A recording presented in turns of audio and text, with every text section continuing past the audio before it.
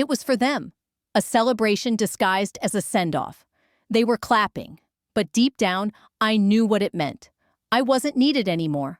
Martin stood at the center of the room, arms wide like he'd just won the lottery. David loosened his tie and raised a glass of champagne. "To Valerie!" he shouted.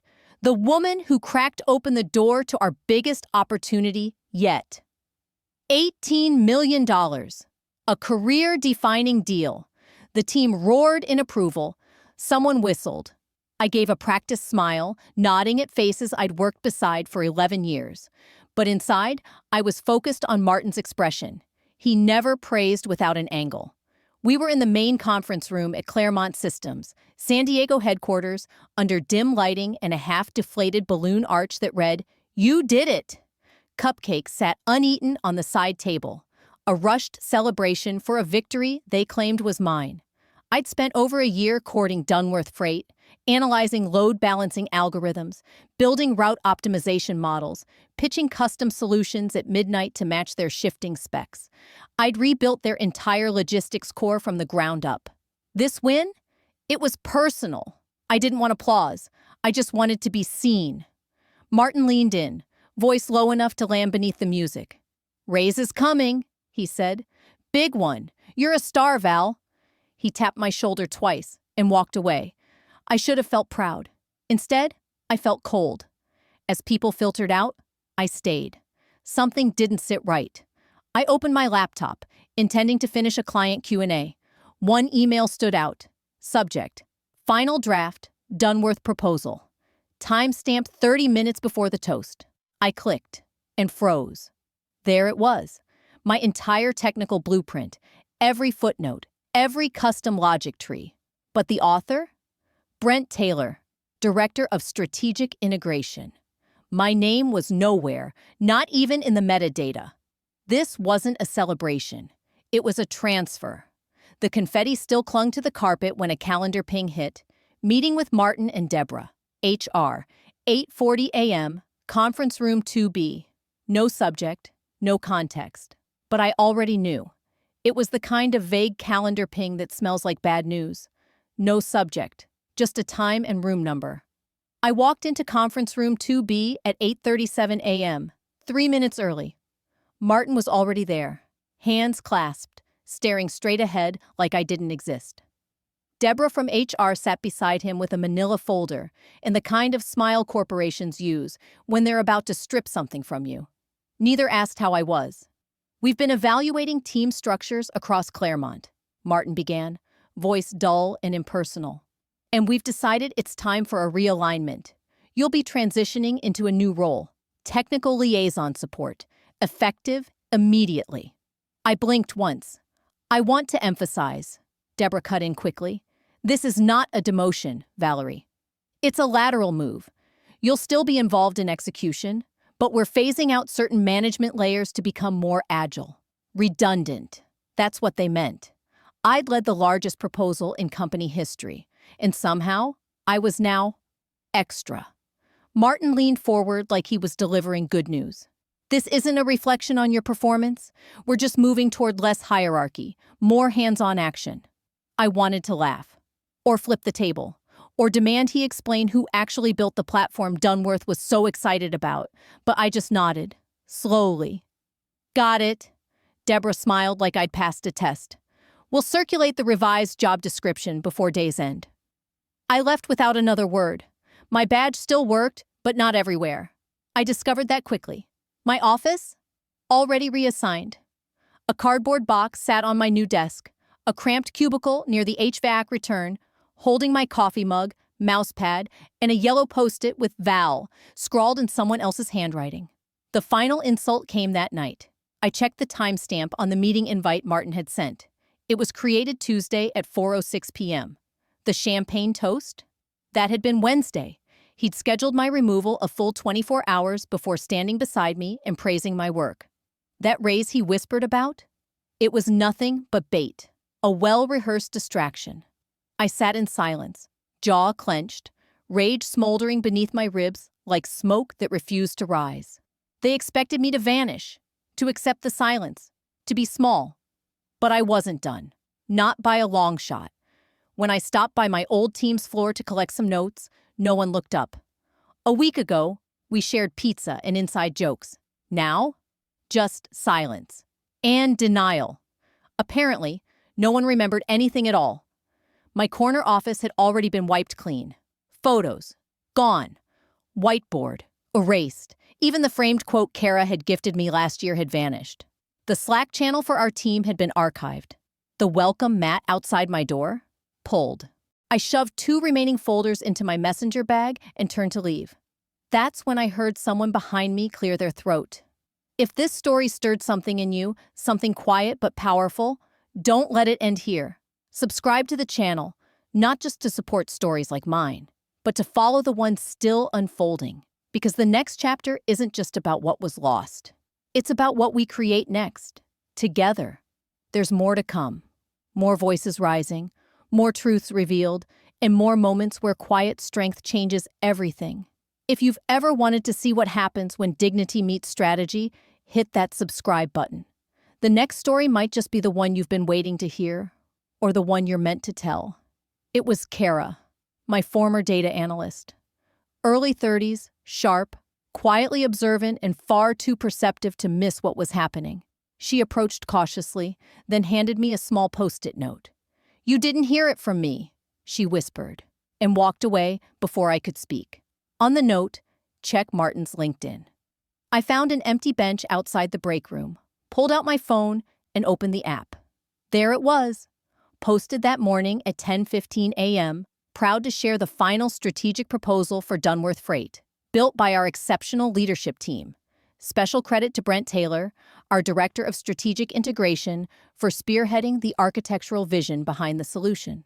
My stomach turned. Brent. The same man who once asked me what a dynamic load balancer was. The same guy I'd corrected twice last month for misreading system logs. Below the caption was the image, the layout, diagrams, annotations, all mine. But now it bore Claremont's logo and Brent's name tagged in bold. Not even a buried thank you. I wasn't just being left out, I was being rewritten. I stared at the post, bitterness rising like bile. It felt like watching a bridge I had built with my own hands collapse while I was still standing on it. I closed the app. Let them have their version. I was already working on a better one that had my name on every page. There's a strange peace that settles in when the chaos quiets down. After the post, the whispers, and the polite ghosting from people I used to lead, I sat alone in my car outside the Claremont parking garage. Engine off, windows cracked to let in the fall air. I didn't cry. I didn't call anyone. I just stared ahead. If I'd been erased from their picture, maybe it was time to build my own frame.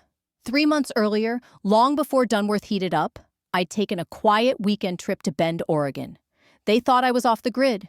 In truth, I filed LLC paperwork, registered a domain, opened a secure account for Vidian North, consulting, infrastructure modeling, tech strategy, all mine, not stolen, not borrowed.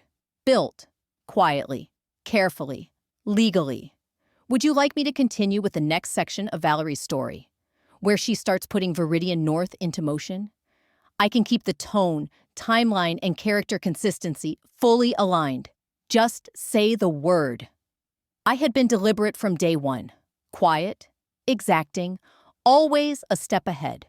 I knew one day I might need to protect what I'd built with my own hands. And that day had come sooner than I ever imagined. I opened my laptop and logged into the Vidian North portal. Everything was still there.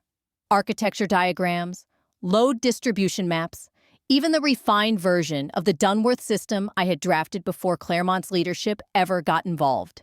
I began tweaking the pitch deck, not from anger, but from focus. I wasn't wounded, I was ready. That's when my phone buzzed. A name I hadn't seen in over a decade lit up, Jillian Madsen. We'd worked together at a startup in my early 30s. She was the kind of strategist who saw 10 steps ahead without ever raising her voice. She'd stepped away from corporate noise a few years back. Last I heard, she took a consulting role on Dunworth's board. Her message was brief, but it hit hard. Just heard some chatter. Claremont's replacing the full rollout team. No heads up. Smells off. I froze. Of course, Martin wasn't just erasing me. He was scrubbing the entire team I'd led, replacing us with loyalists, grabbing the credit, slashing the costs. I typed back, "Appreciate the heads up. Might be time to reach out." Not as Valerie from Claremont, but as someone else entirely. Vidian North had been invisible until now. It was time to introduce them to the name they'd never heard, but soon wouldn't forget. I drove to the far end of the west lot, the side nobody from upper management ever walked, shut off the engine. Let silence settle around me. Only the faint ticking of the engine and the occasional gust brushing through eucalyptus trees filled the air. This was the same spot where I'd parked one night months ago to finalize the Dunworth build. I'd raced to finish before the security autolock at 11:59 p.m. Flash drive in one hand, granola bar in the other, fueled by the belief that excellence always rises. But that belief? It was cracking. My laptop sat beside me, unopened. I didn't want to pitch. I didn't want to strategize. I just wanted to hear a voice that reminded me why I cared. I opened my voice recorder app. "Let's prioritize modular efficiency." My own voice played back. Calm, clear, confident. The woman I'd always been, even when no one saw it. "Dunworth won't just want speed," my voice echoed from the speakers. "They'll expect scalable stability within 3 quarters or less. We build for growth, not just launch." I sounded calm, certain. The voice of a woman who still believed she was being heard. I clicked another clip. "Make sure the legal review includes Clause 9B. If we miss that, we're on the hook for their encryption compliance. No exceptions." And another. "Don't wait for them to ask. Let's bring them the solution they didn't even know they needed." By the 4th playback, my hand was trembling. Not from fury, not from rebellion, but from something deeper. Exhaustion. The kind that comes when you realize you gave everything to a place that only ever intended to take. Tears crept in slowly. Not dramatic, not loud. Just that dull, dry sting behind your eyes. The kind you blink through in elevators or parked cars when no one's watching. I leaned forward, pressing my forehead gently against the steering wheel. My blazer wrinkled beneath the pressure. My eyes burned. I felt small in a way I hadn't since my first week out of grad school. Was I foolish to believe that excellence was enough? That outcomes could protect me from politics? I needed air. I sat up, wiped my eyes, and opened my laptop. If I couldn't rewrite what had happened, I could at least confront it. I logged into Claremont's internal calendar system just to see who was listed for the upcoming Dunworth contract briefing. The meeting was scheduled for 10 a.m. next Tuesday. I clicked through. Attendees: Martin Lowe, Brent Taylor, 2 junior analysts from operations. No mention of me, not even as a technical reviewer. I read it again. Then once more, just to be certain. Martin hadn't just removed me. He'd replaced me with people who weren't even in the room when this system was conceived. He wasn't just sidelining me. He was erasing my fingerprints before the ink had even dried. I closed the laptop slowly, my hands no longer shaking. The breakdown was already behind me. Now came the rebuild. The ache hadn't left, but something else had arrived. Quiet resolve. Not the kind that flips tables, the kind that drafts new ones. I drove home in silence. No music, no calls, just headlights blinking across the windshield like commas in a long sentence I was ready to finish writing. At home, I made tea, opened my laptop, and logged back into Vidian North. It was time. No more waiting, no more pretending I didn't see it. Martin had made his move. Now it was my turn. I opened the Dunworth folder on my drive. The refined proposal I'd quietly perfected weeks earlier, before the toast, before the erasure, before the breakdown. It was leaner than anything Claremont had submitted. Modular, scalable, designed to cut onboarding time by 20% and reduce long-term maintenance by nearly half. But beyond that, it was mine. Every metric, every diagram, every predictive thread was built on weekends, polished after hours, and stored securely under a company that bore my name, Vidian North. I'd triple-checked the compliance, trademarked the language, owned the IP outright, and I knew it. But this wasn't about revenge. Not anymore. This was about recognition. On my terms. The kind that didn't require validation from people who never saw me in the first place. I pulled up Jillian Madson's contact card. She had sent that message last week about the Dunworth team shift. That hadn't been gossip. Jillian didn't deal in rumors. She dealt in risk. And had for years. We met at a startup called Hexpan when I was 25. She taught me that clarity wasn't optional, and that bluffing through a pitch was a shortcut to collapse.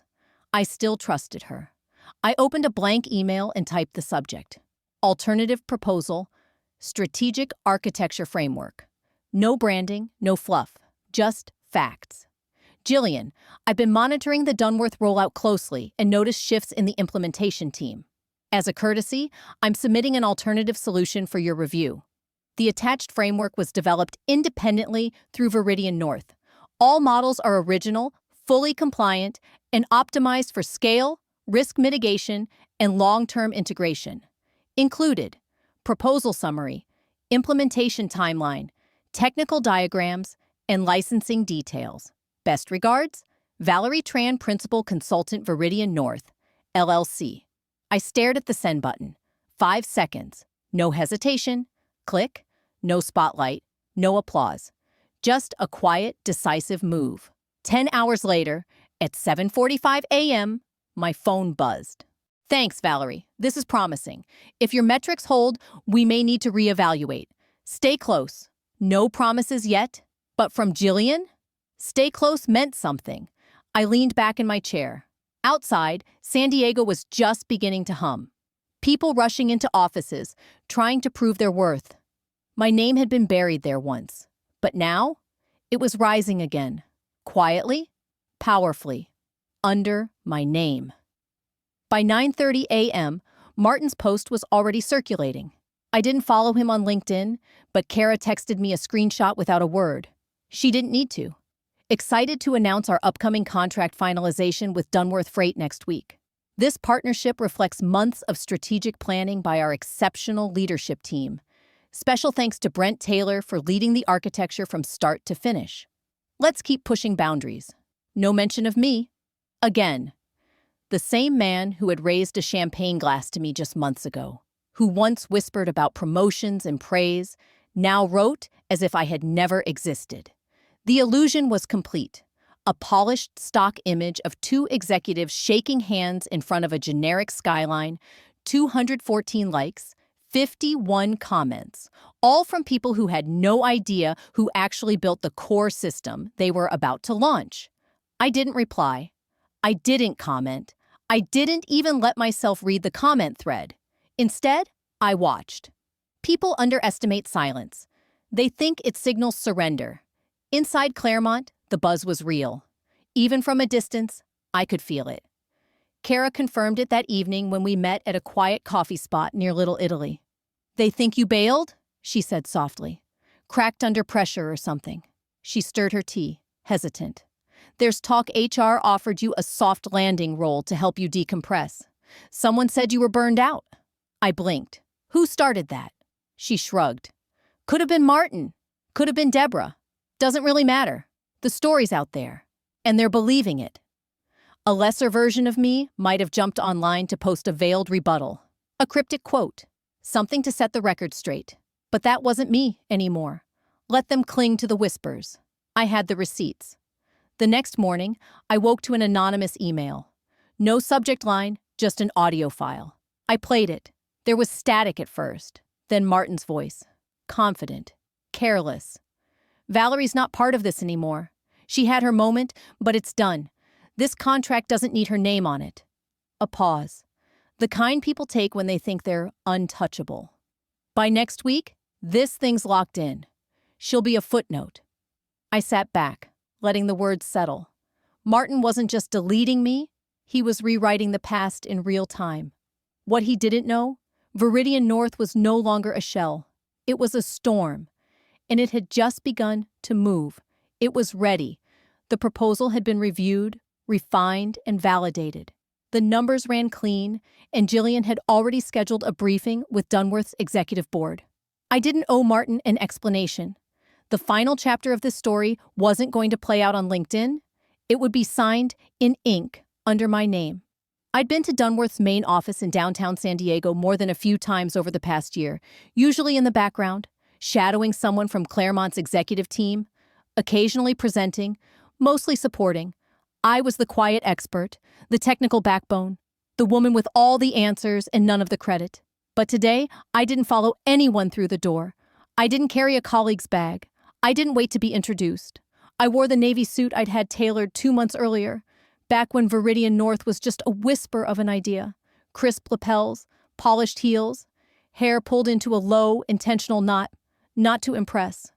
To remind myself I was walking into this room armored, spine straight, hands steady. The front desk security guard glanced up. "Name?" he asked, finger hovering over the tablet. "Valerie Tran, principal consultant, Vidian North." He tapped twice. "You're on the schedule. Conference room 5A. Upstairs. They're expecting you." I nodded, stepped into the elevator, and exhaled slowly. No panic, no adrenaline, just clarity. Martin would be arriving soon.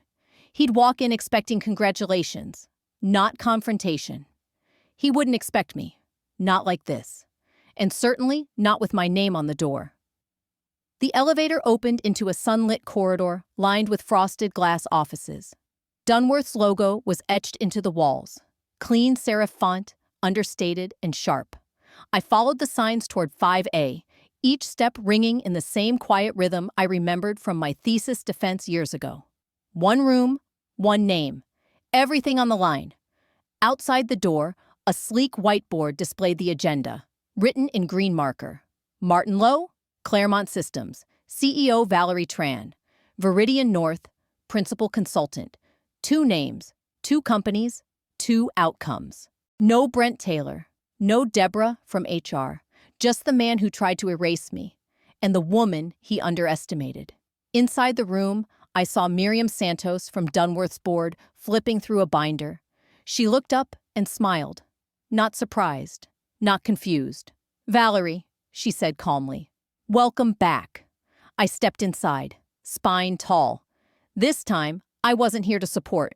I was here to lead. "Valerie," Miriam said, "welcome back." Back. I gave a small nod and stepped inside, my heels tapping against the polished floor like I belonged there. Because this time, I did. I placed my slim black portfolio on the table. No fluff, no filler. Just a clean, printed copy of the revised proposal. Miriam gestured toward the head of the table. "You're leading today," she said. "Not presenting. Leading." Before I could answer, my phone buzzed. A message from Kara. "He just walked into the building. Looks like he's dressed for an awards show. Pretty sure he brought champagne." Of course he did. Martin thought this was his victory lap.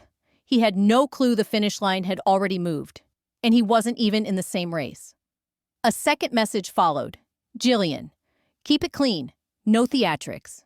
But don't hold back either. If they ask who built the system, tell them." The truth was never complicated. I built it. I scaled it. I protected it. He tried to take it. And today, I would sign it under my name. On my terms. The clock neared 10 a.m. I leaned back in my chair and waited. Let him walk in. Let him see. Right on time, the door opened. Martin Lowe entered like he was arriving for a keynote. Crisp charcoal suit, navy tie, that expensive wristwatch he only wore for press photos. His assistant scrambled behind him, juggling a silver briefcase, 2 branded folders, and, yes, what looked suspiciously like a press release. His eyes swept the room, expectant, ready for applause. Then he saw me. He froze. Just for 2 seconds, confusion flickering across his face, before that practiced corporate arrogance returned. "Valerie," he said slowly, "didn't expect to see you here." I didn't stand. I didn't blink. "Good morning, Martin," I replied calmly. "Have a seat. We've already started the preliminary review." He glanced at Miriam, who nodded toward the chair across from mine. The balance in the room shifted, subtly but clearly. Martin hesitated, then sat. His grip tightened around his unopened folder. "Let's get started," Miriam said. The next 30 minutes moved in quiet rhythm. Jillian joined virtually, her voice composed and steady. She walked through the matrix, Implementation cost, deployment timeline, licensing structure, post-launch support, every metric pointed to Vidian North. Martin's folder stayed closed. At one point, he tried to interrupt. "If I may, Claremont's legacy systems—" Jillian cut him off. "We've assessed Claremont's systems," she said coolly. "And, more importantly, we've assessed who actually built them." "We've assessed Claremont's systems," Jillian said evenly. "And more importantly, we've assessed who actually built them." She let the silence hang, just long enough for the discomfort to settle. Miriam turned the final page in the binder. "All right," she said, closing it gently. "We've reached our decision." I didn't look up. I didn't need to. I could feel the shift in the room. "For this phase of the contract," Miriam continued, "Dunworth Freight will be moving forward with Vidian North." Martin stiffened. The color drained from his face like someone had flipped a switch. "This is a mistake," he muttered, low and defensive. "You're gambling on a one-person shell company." I finally met his eyes. "Not a shell," I said calmly. "A solution, one your team couldn't replicate, not without borrowing from systems they didn't own." He opened his mouth, reaching for something to say, but Jillian cut in. "We've already verified the legal structure," she said. "Valerie holds full IP rights. The system in question was never assigned to Claremont under any employment clause." She paused. "We validated timestamps, technical records, and hosting trails." "It's clean," Miriam added. She reached for the pen on the table and turned the contract to its final page. At the top, my name stood in crisp font: Valerie Tran, Principal Consultant, Vidian North. And beneath that, in fine print, the clause I'd written myself the night I filed the LLC. All systems designed under exclusive Vidian IP. Valerie Tran, 100% retained rights. Miriam signed, then passed me the pen. No hesitation, I signed. Martin didn't move. His fingers drummed on the chair's armrest like they were tapping out a rebuttal he couldn't form. His entire pitch, his entire narrative, had been built on a foundation I no longer stood under. He wasn't just losing a contract. He was watching his illusion fall apart. And everyone in the room knew it. I didn't gloat, I didn't smile, I didn't speak. The signature was enough. When the papers were collected and the handshakes completed, I gathered my portfolio, nodded at Miriam, and said, "Thank you for the opportunity." Outside the boardroom, the hallway felt warmer. Not from the light, but from something deeper. I had walked in with only my name, and I walked out with everything they tried to erase. The next morning, my apartment felt different. Still. Whole. By 10:30 a.m., Martin's resignation was trending on 3 tech blogs. Vision shift, executive realignment, but I knew the truth. Leadership shift. Vision realignment. Internal transition. They wrapped it all in neat corporate euphemisms. But those of us who had been in that room, we knew the truth. Martin lost everything the moment he tried to steal what never belonged to him. Claremont Systems spent the next quarter in damage control. Investors pulled back. Clients started asking for independent audits. Not one, but several. One by one, the illusion unraveled. Even the most loyal employees couldn't explain away the silence. Some left, others stayed, hoping the company would recover. It didn't. And me? I stayed quiet. No tell-all, no article, no cryptic LinkedIn post. Not because I was afraid, because I was free. Vidian North didn't burst into the market with noise. It moved like a quiet current. One referral led to another. One clean delivery built the next opportunity. Our results spoke for themselves. Eventually, I had to start turning down work. Not because we couldn't handle it, but because I refused to compromise the quality we promised in every engagement. I didn't build an empire. I built a team. A small, deliberate team of people who valued clarity, autonomy, and integrity more than status or org charts. One of them was Kara. She left Claremont 6 months after I did. "I'm done pretending mediocrity is leadership," she said. I didn't press for details. I just gave her a role where she could be heard. And then came the call. Jillian, calm as ever, purposeful. Dunworth scaling, full integration, 5 continents. They want Vidian to lead. The contract?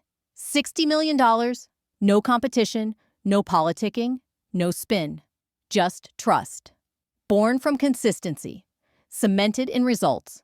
A year ago, I was pushed out in a quiet meeting, told I no longer fit the direction.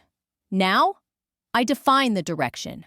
Martin's name hasn't come up in months. His legacy faded fast, built on borrowed brilliance. It evaporated with scrutiny. Mine? It grew, quietly, consistently, under my name, on my terms. That's what real freedom feels like. Not loud, not flashy, just honest, full, real. Sometimes the greatest revenge isn't revenge at all. It's thriving in the truth. So if you've ever been dismissed, replaced, or silenced, remember, you don't have to yell to be heard. Just keep building. I didn't build Vidian North to make a statement. I built it to reclaim something I should have never lost. My voice, my value, my vision. If you've made it this far, thank you for witnessing the whole story. It's not just mine. It's a reflection of every person who has ever sat in a conference room, heard someone else take credit for their work, and swallowed the hurt just to keep going. If this story resonated with you, leave a comment. Say something to the woman I was when I sat in that cubicle with a cardboard box full of my things, wondering if any of it had been worth it. Tell her you see her. Tell her she wasn't wrong for believing that excellence should matter. Because somewhere out there, someone else is sitting in that same place right now, doubting themselves because of someone else's ego. And if you're that person, here's what I've learned. You don't have to fight dirty to win. You don't have to scream to be heard. What you need is clarity, consistency, and the courage to walk away from places that can't see your worth so you can build something that does. Support the people around you who are doing quiet, excellent work. Speak their names in rooms they're not invited into yet. And if you're building something of your own, protect it, polish it, and don't be afraid to lead with it when the time is right. If my story gave you strength or helped you remember your own, subscribe to this channel. There are more stories like this, stories of dignity, justice, and starting over with your name on the door. Let's keep building, for ourselves, for each other, on our terms.